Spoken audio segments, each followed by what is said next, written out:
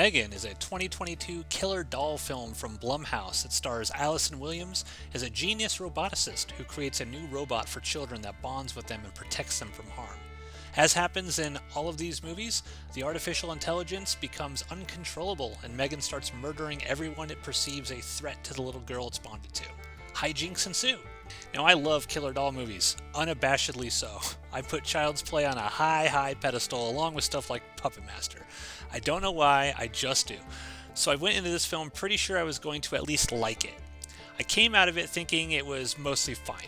The doll itself, which looks eerily similar to Elizabeth Olsen, is just kind of bland, but it still has a strange menace and charm to it. I think that they did a decent job giving it an interesting personality, even though I think the doll itself just, maybe it's just the visuals of the doll just kind of look bland to me. The movie overall just feels a bit milquetoast or something. You know, I saw the unrated version, so it apparently has a lot more blood in it than the PG-13 theatrical version, but there's very little of any consequence in this. Other than a kid getting hit by a car and a couple brief scenes of blood and gore, it doesn't add a whole lot to the film, in my opinion. The acting's all pretty good, but the characters just do really stupid stuff. Like, Allison Williams is supposed to be this genius, and yet she programs the doll so stupidly, doesn't realize what's going on until it's too late, and I'm like, I don't buy that this super smart person was this dumb.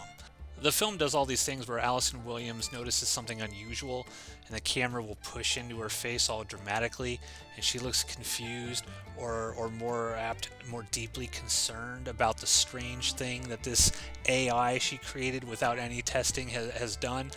And then it just cuts to a totally different scene where that concern is completely gone. But the final beat again, was super obvious, and I found myself thinking, I'd rather be watching any number of Child's Play movies than this.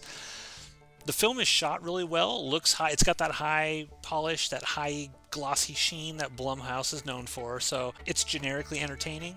I didn't hate it. It kind of turns into the last act of the Terminator, and you can sort of tell it has, a decent budget to it.